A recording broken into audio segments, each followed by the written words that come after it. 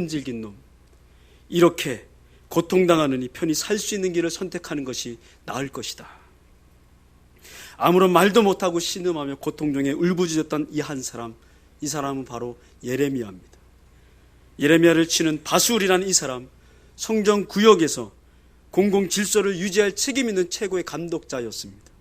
성경은 그를 향해서 거짓 예언자라고 말하고 있습니다. 이 땅에, 이 성에 더 이상의 심판은 없을 것이라고 얘기했습니다. 그런 그가, 거짓 선지자가 하나님의 사람, 눈물의 선지자 앞에서 말하기를 저주하며 핍박하며 채찍을 들고 매질하고 있는 것입니다.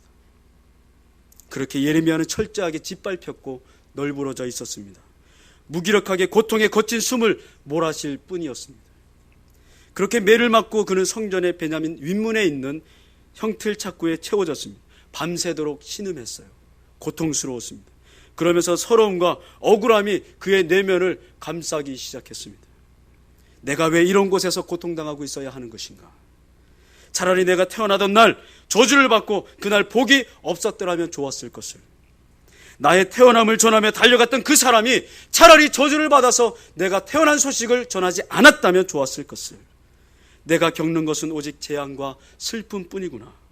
내 세월이 부끄러움 속에 끝나가는구나. 마음속에 한탄하는 마음이 그의 가슴을 지배하기 시작했습니다. 이스라엘을 깨우기 위해서 하나님의 말씀을 전했을 뿐인데, 하나님이 시키셔서 그 길을 갔을 뿐인데, 그가 당한 것은 고난이었고 박해였고 핍박이었습니다. 일리노이주의 휘튼 칼리지 전 총장이었던 레이먼드 에드먼이라는 선교사님이 계셨습니다. 그분은 에콰도르의 한 곳 안데스 지역에서 선교사로 사역을 시작했습니다. 그런데 그곳에서 사역을 한 지 결혼 1주년이 된 그때였습니다. 팔찌된 어린아이가 있을 때 갑자기 열병이 찾아왔고 발진 티푸스 그 병에 걸려서 죽음의 목전에 이르렀었습니다. 2주 동안 사경을 헤맸습니다. 죽음의 고비가 그의 삶을 지배하기 시작했습니다. 남편을 바라보는 아내는 고통스러웠습니다. 한 곳에 있는 단스에서 서랍을 열고 그 서랍 안에 있는 흰색 웨딩 드레스를 꺼냈습니다. 그리고 한적한 곳을 찾아가서 검은색 염색약을 들고 그 드레스를 염색하기 시작했습니다. 서러움이 다가왔습니다. 눈물이 계속해서 하염없이 흘렀습니다. 팔찌된 아이를 바라보면서 계속해서 울었습니다. 누워있는 남편을 생각하며 울었습니다. 하나님 왜? 하나님 왜? 내가 왜 이런 고통을 당해야 합니까? 내 남편이 왜 지금 이곳에서 죽어야만 합니까? 하나님 서럽습니다. 고통스럽습니다. 아무런 가망이 없자 이 아내는 장례 준비를 하게 됩니다. 그리고 관을 준비했습니다. 여러분 생각해 보십시오. 주의 몸된 교회와 선교지에서 하나님의 복음을 전하라고 한 그 거룩한 구별된 땅에서 1년도 안 돼서 죽어야 한다니 말입니다. 여러분 잘 알고 있는 주한장로교회 나겸일 목사님을 잘 아실 겁니다. 설교 때 언어장애가 있어서 탁월한 지적인 능력이 있음에도 불구하고 그런 언어장애 때문에 고민하다가 밤새도록 철야하고 자기의 헌신 가운데 기도하고 노력하면서 하나님께서 그 언어를 고쳐주시고 수정해 주셔서 새벽기도 가운데 놀라운 부흥을 일으키시고 성도들이 구름대와 같이 몰려오기 시작했습니다. 너무나 재밌고 너무나 즐겁게 목회에 전념하기 시작했습니다. 그런데 어느 날 갑자기 소화가 되지 않았습니다. 먹을 것이 들어가지 않는 것입니다. 들어가기만 하면 개원하기 시작하는 것입니다. 너무나 고통스러운 것입니다. 그래도 기도하면서 참아보자 생각하고 더 참아보는데 살갗이 새카맣게 타들어가는 것입니다. 안 되겠구나 병원에 갔습니다. 의사가 더 이상 가망이 없습니다. 암 말기입니다. 교회에도 알려주십시오. 여러분 이게 웬 말입니까? 하나님의 몸된 교회를 섬기고 열심히 헌신하고 봉사하고 충성했는데 죽음을 맞이해야 된다니 말입니다. 만일 여러분이 이런 상황에 접하게 된다면 누가 주의 일을 하겠습니까? 예수님께서 말씀하신 팔복에 대해서 여러분 잘 알고 있을 겁니다. 주님이 이 세상에 그 사는 사람들, 그리 특권을 누리지 못하는 사람들을 향해서 축복하셨습니다. 가난한 사람, 부드럽고 약한 사람, 배고픈 사람, 박해받는 사람, 혹은 마음이 가난한 사람들을 향해서 그들의 수고가 헛되지 않을 것이라고 약속해 주셨습니다. 그런데 여러분, 잘 한번 생각해 보십시오. 가난한데 행복하십니까? 박해받는데 기쁨이 있습니까? 이거 참 아이러니한 일 아닙니까? 사실 인생을 살다 보면 행복한 일들보다 문제가 더 많은 것 같습니다. 고민이 더 많이 나의 삶을 지배하는 것 같습니다. 신행생활을 하다 보면 문제도 그렇게 잘 풀리지 않는 것 같습니다. 열심히 교회에서 봉사하는데 사업도 잘 풀리지 않는 것 같습니다. 개인적 관계도 그렇게 썩 잘 해결되지 않는 것 같습니다. 오히려 행복보단 문제가 더 많은 것 같습니다. 박해, 그런 것 참 싫지 않습니까? 그러므로 이 팔복에 대한 말씀은 J.B. 필립스가 이 세상 기준에 맞게 새롭게 고친 내용으로 듣는 것이 오히려 나을 듯합니다. 약사 빠른 자는 복이 있나니 저희가 이 세상에서 지위가 오를 것이다. 무정한 자는 복이 있나니 저희는 상처를 받지 않을 것이요, 불평하는 자는 복이 있나니 저희는 마침내 제멋대로 갈 것이요, 환락에 빠진 자는 복이 있나니 저희는 죄를 갖고 고민하지 않아도 될 것이요, 노예를 가진 자는 복이 있나니 저희가 그 노예들이 수고한 대가를 누릴 것이요, 유식한 자는 복이 있나니 저희가 어떻게 처신하는지 알 것이요, 저희가 어떻게 처신하는지 알 것이요, 말썽을 일으키는 자는 복이 있나니 저희를 사람들이 알아줄 것이다. 어차피 하나님의 일을 하고도 예레미야처럼 철저하게 무너지고 짓밟힐 바에야 차라리 누릴 것 다 누려보고, 그리고 다 원하는 것 해보고 내 욕구를 충족시켜보고 살아가는 것이 더 나을 것 같습니다. 여러분은 어떻게 생각하십니까? 그런데 참 이상한 일이 예레미야에게 일어났습니다. 첫째는 자신을 때리는 바술 앞에 서였고, 두 번째는 자기 자신에게 일어난 변화였습니다. 그는 고통을 느끼면서 자꾸만 주체할 수 없는 영적인 욕구가 가슴에서부터 일어나는 것을 느낄 수가 있었습니다. 자기를 채찍질하며 죽이는 그 바술 앞에서 그는 다음과 같이 예레미야 20장 4절에서 6절 쉬운 성경 버전으로 우리 함께 읽어보겠습니다. 시작. 여호와께서 이렇게 말씀하셨소.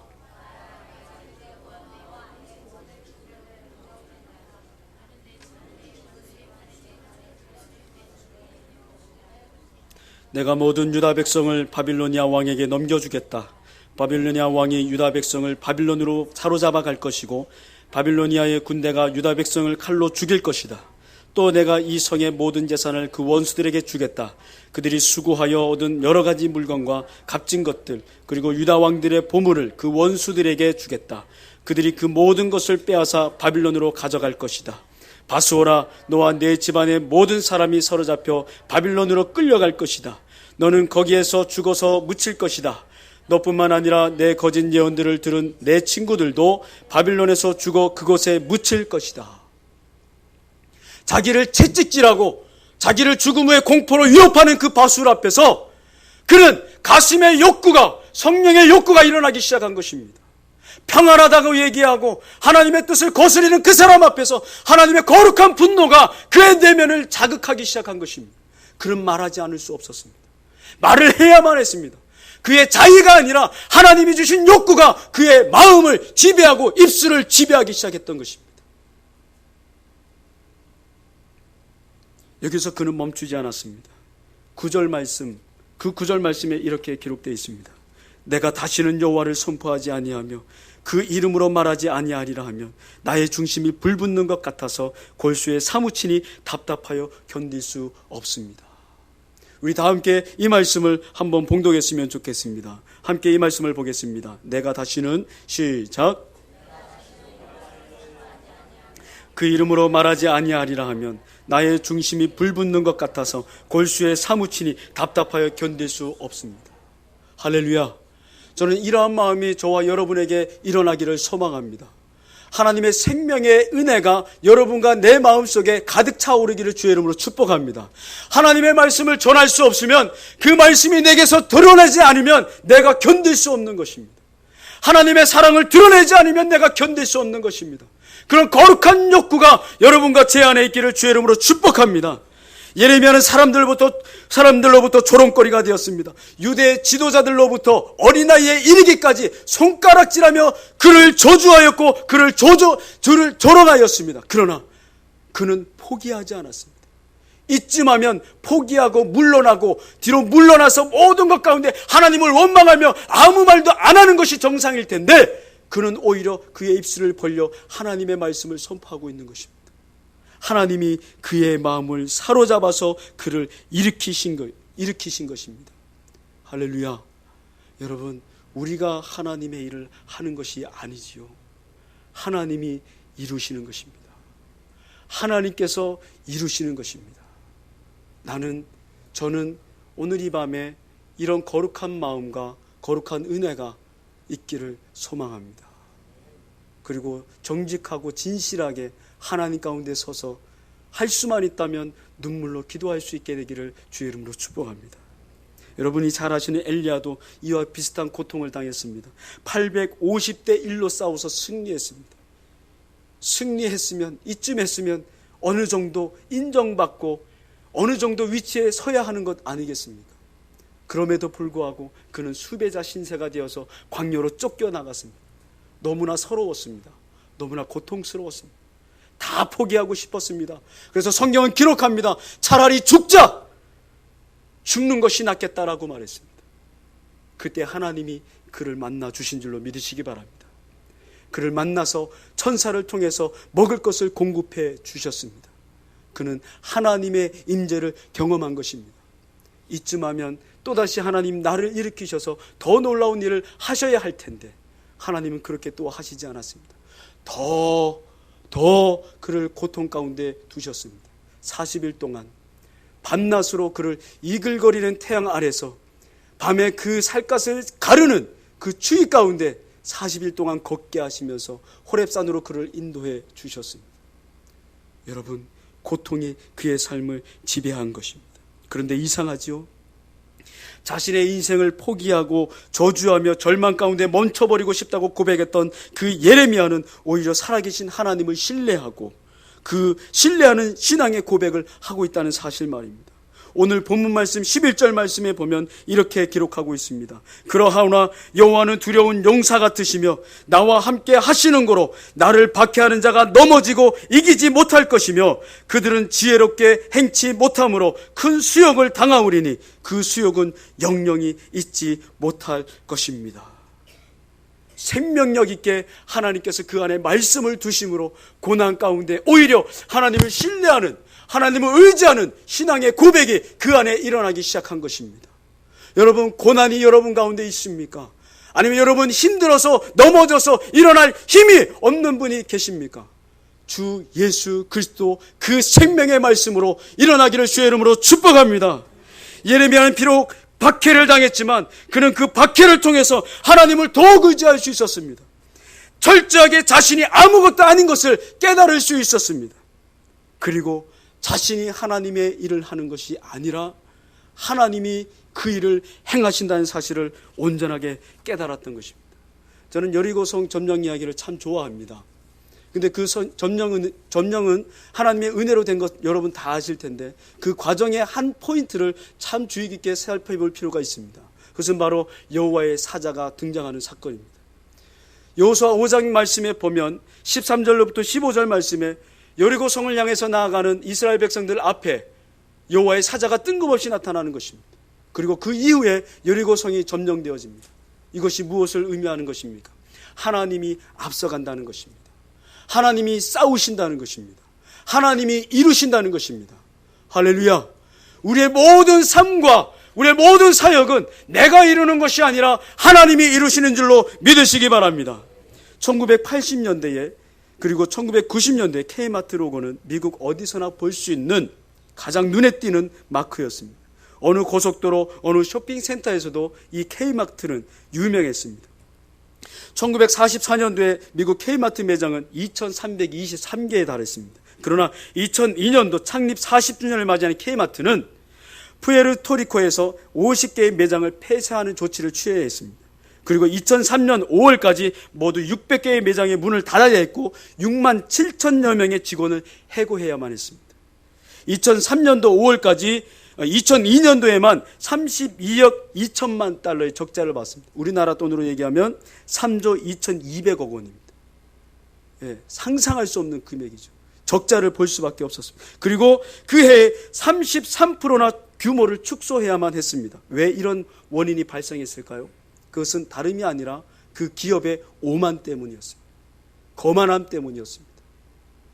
이들의 관념 속에, 이들의 생각 속에는 우리의 기업은 건강하고 우리의 기업은 세계 어느 곳에 내놔도 인정받는 기업이기 때문에 망할 수 없다는 것입니다.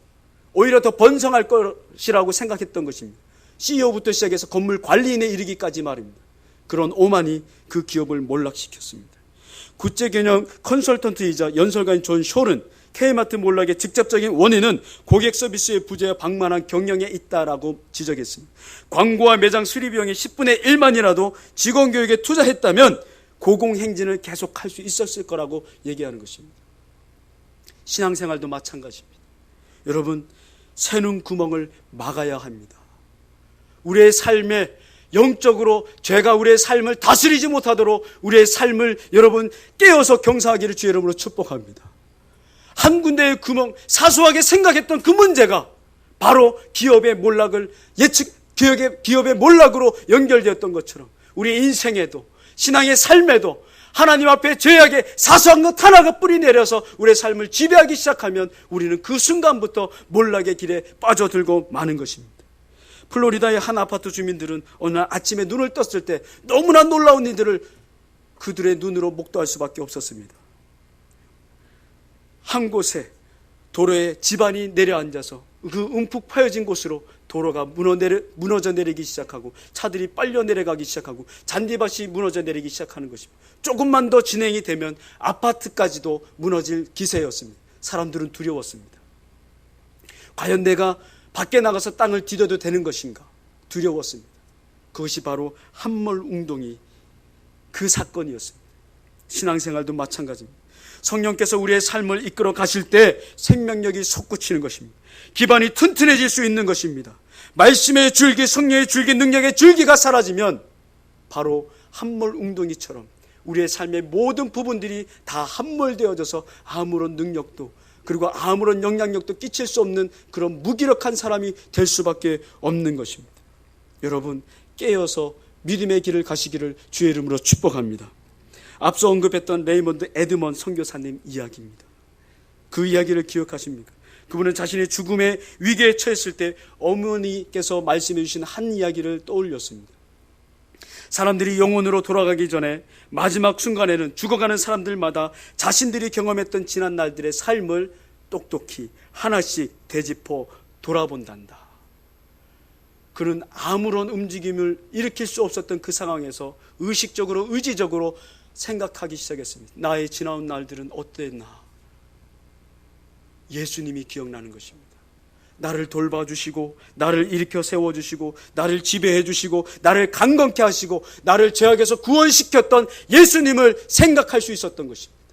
그때 따뜻한 포근함의 온기가 그의 삶을, 그의 몸을 감싸기 시작했습니다. 처음에는 방바닥부터 시작했던 그 따뜻한 온기가 조금 있다가 침대까지 그리고 온 방을 가득 채우기 시작한 것입니다. 그때 느꼈습니다. 그것은 예수님의 사랑이었다라는 것을. 그 예수님의 사랑, 풍성한 사랑을 깨닫고 난 뒤에 그의 온몸이 치유받은 줄로 믿으시기 바랍니다. 그리고 총장이 되었고 선교 사역을 잘 감당할 수 있었습니다. 나겸일 목사님께서 말기암으로 죽음을 선고받고 난 후에 가장 먼저 떠오른 것은 가족들이었습니다. 헌신하고 일평생 목회한다고 몸부림치다가 가족들에게 헌신 아닌 헌신을 강요했는데 이제 내가 죽고 나면 우리 가족들은 누가 책임질 것인가? 서러움이 밀려왔습니다. 고통스럽고 아팠습니다. 그런 아픔 가운데 의사는 선고했습니다. 의사의 선고를 장로님은 주일날 성도들에게 알릴 수밖에 없었습니다. 장로님이 며칠 살지 못한다는 의사의 통보를 받고 주일날 강단에 서서 성도들을 향해서 말했습니다. 목사님께서 얼마 살지 못하신답니다. 얼마 살지 못하신답니다. 눈물로 성도들 앞에서 호소했습니다. 기도합시다. 목사님 살아야 되지 않겠습니까? 그렇게 기도하고 기도를 호소했을 때 성도들이 밤에 교회에 나오기 시작했습니다. 방의 곳곳을 채우면서 주의 이름을 부르며 목사님을 살려달라고 기도하기 시작했습니다. 교회에 자리가 없는 사람들은 기도원을 찾아가서 기도원에서 목사님의 생명에 다시 한번 소생함을 위해서 기도하기 시작했습니다. 온 교회가 눈물바다가 되었습니다. 울며 주의 이름을 부르며 기도할 때 목사님에게 놀라운 변화가 일어났습니다. 변도 볼 수 없었던 그분이 변을 보기 시작했는데 새까만 덩어리들이 唰 밀려나오기 시작했던 것입니다. 3일에 걸쳐서 3번이 계속해서 쏟아져 내리는데 모든 암덩이가 떨어진 줄로 믿으시기 바랍니다. 할렐루야. 하나님이 하시는 것입니다. 우리가 하는 것이 아니라 주께서 하시는 것입니다. 주님이 일하시도록 해야 하는 것입니다. 그러므로 우리는 고난 가운데서도 하나님을 신뢰할 수 있어야 합니다. 주의 일을 하다가 낙심되고 어려움을 느낄 때에 하나님의 도우심을 구할 수 있어야 합니다. 그러면 주께서 당신의 일을 이루실 것입니다. 예레미야 33장에 보면 예레미야가 시위대 뜰에 있음을 기록합니다. 그런데 그는 갇혀서 무기력하게 갇혀있는 상황이었습니다. 그런 가운데 갇혀있을 때 하나님께서 예레미야에게 말씀하셨습니다. 예레미야 33장 2절부터 3절 말씀 우리 화면을 통해서 함께 봉독하겠습니다. 시작. 이를 행하는 여호와 그것을 지어 성취하는 여호와 그 이름을 여호와라는 자가 이같이 이르노라. 너는 내게 부르짖으라 응답하겠고 내가 알지 못하는 크고 비밀한 일을 내게 보이리라. 할렐루야. 아무것도 할 수 없는 상황, 계속해서 그의 인생은 고난과 아픔과 아픔의 연속이었음에도 불구하고 하나님은 그에게 말씀하기 시작하는 것입니다. 너는 내게 부르짖으라. 내가 내게 응답하겠고 내가 알지 못하는 크고 비밀한 일을 내게 보이리라. 하나님께서 여러분에게 비밀한 일을 보여주실 줄로 믿습니다. 우리는 주의 일을 하면서 이런 착각을 버려야 합니다. 내가 해야지, 내가 만들어야지. 그러나 알고 보면 주께서 그 일을 이루시는 것입니다. 예레미야가 좌절하고 목숨을 포기했을 때, 엘리야가 로덴나무 아래서 죽고자 했을 때, 그리고 에드먼 선교사님과 나게밀 목사님이 죽음의 위기 가운데 있을 때 그들을 일으켜 세운 분은 바로 하나님이셨습니다. 여러분 욥을 기억하십니까? 성경은 욥을 향해서 정직하고 순전하며 하나님을 경외하고 악에서 떠난 사람이라고 기록하고 있습니다. 그런 그 사람이 그런 의로움 때문에 사단의 경계 대상이 되었고 그 사단의 시험으로 인해서 자식들을 모두 잃었으며 아내도 떠나갔고 모든 재물도 잃어버렸습니다. 그런데 여러분 그것을 아십니까? 이욥이 그 모든 것을 다 잃어버렸을 때 그가 가장 가슴 아프고 그가 가장 많이 가슴을 찢었던 그 한마디가 무엇인지 아십니까? 바로 하나님을 만날 수 없다는 고백이었습니다. 욥기 13장 24절 말씀에 이렇게 기록합니다. 주여 어찌하여 얼굴을 내게서 가리셨습니까? 하나님 어째서 내게 하나님의 얼굴을 가리셨습니까? 욥의 마음을 가장 아프게 했던 것은 하나님의 얼굴이 자기에게 보이지 않는 것이었습니다. 기도해도 하나님의 음성이 들리지 않는 것이었습니다. 여러분 고난 가운데 아픔 가운데 저는 여러분이 하나님의 얼굴을 구하기를 주의 이름으로 축복합니다. 그분의 이름을 부르며 눈물로 기도하십시오. 가슴을 찢으십시오. 통회하는 마음을 가지십시오. 그러면 주께서 그 일을 이루실 것입니다. 어려울 때 힘이 들 때 제일 먼저 하나님의 얼굴을 구하십시오. 그러면 여러분은 일어나게 될 것입니다. 그리고 예레미야의 고백처럼 크고 놀라운 하나님의 비밀한 일을 보게 될 것입니다. 아멘. 우리 시간 복음성 사랑합니다 나의 예수님 찬양하면서 하나님 내 연약함을 아시지요. 내 부족함을 아시지요. 나와 함께해 주십시오. 나를 이끌어가 주십시오. 그렇게 고백하는 마음으로 한번 찬양하고 기도하기를 원합니다.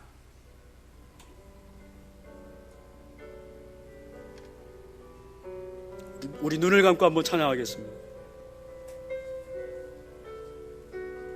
사랑합니다 나의 예수님 사랑합니다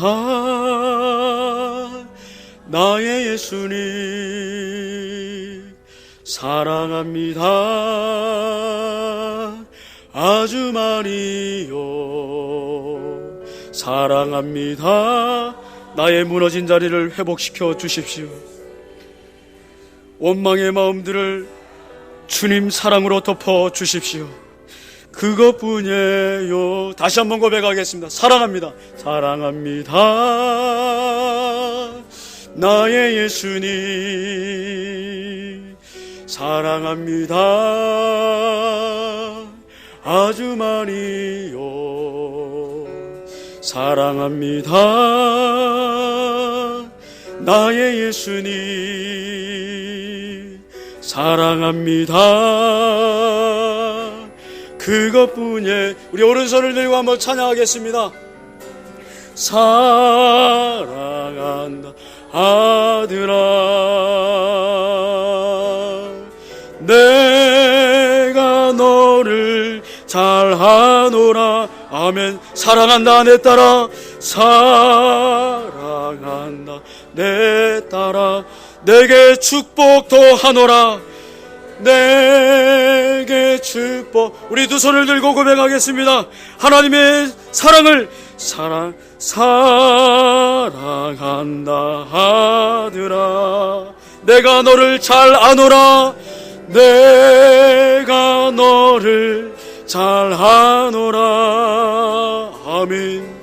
사랑한다 내 딸아, 내게 축복 더하노라.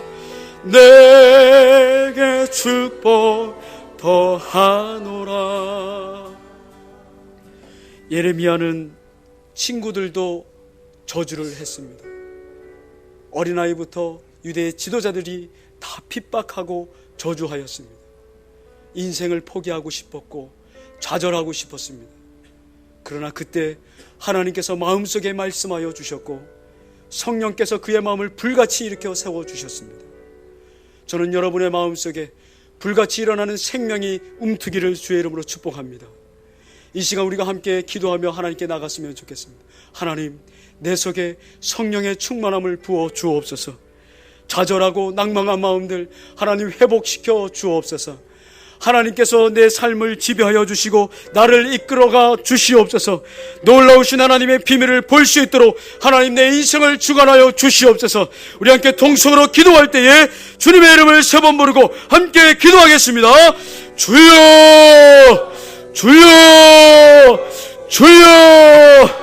살아계신 하나님 아버지, 우리의 인생 가운데 삶을 살아갈 때 너무나 무너진 자리가 많고 힘들고 어려운 적경들이 많음을 고백합니다. 하나님, 그러나 예레미야가 하나님의 생명의 말씀을 붙잡고 하나님 그 말씀 가운데 소생하는 믿음으로 믿음의 거룩한 열정을 걸어갔던 것처럼 하나님 아버지, 많은 사람들이 나를 조롱하고 미워하고 나를 핍박하고 나의 삶을 저주할지라도 인생 가운데 지키시고 삶을 회복시키시는 하나님을 끝까지 의지하며 믿음으로 나갈 수 있도록 하나님 도와주시고 인도하여 주옵소서. 그 하나님을 신뢰함으로 믿음으로 나갈 때 회복시키시며 우리의 삶 가운데 능력을 주시는 하나님을 온전히 경험할 수 있도록 아버지 도와주시고 인도하여 주시옵소서. 살아계신 하나님을 찬양합니다. 우리의 인생길을 더듬어 보면 너무나 연약하고 너무나 부족함을 느낍니다. 일어나고 싶지만 그때마다 넘어지고 하나님의 능력을 드러내고 싶지만 무기력함이 나의 인생을 지배하는 것을 보게 됩니다. 하나님, 예레미야에게 함께 하셨던 그 하나님의 말씀을 사모합니다. 내가 이 말씀을 선포하지 않으면 내 골수에 사무칠 것만 같은 아픔이 느낀다고 고백했던 예레미야처럼 하나님의 말씀이 우리의 삶을 지배하기를 원합니다. 일어나고 싶습니다. 걷고 싶습니다. 뛰고 싶습니다. 하나님의 능력을 드러내기를 원합니다. 이 시간 그렇게 소망하는 모든 성도들에게 하나님의 말씀을 부어 주시옵소서. 그리고 구체적으로 하나님께서 이루신다는 것을 눈으로 보고 경험할 수 있도록 인도하여 주옵소서. 오늘 우리와 함께 하신 하나님을 찬양하며 나사렛 예수님의 이름으로 기도드리옵나이다. 아멘.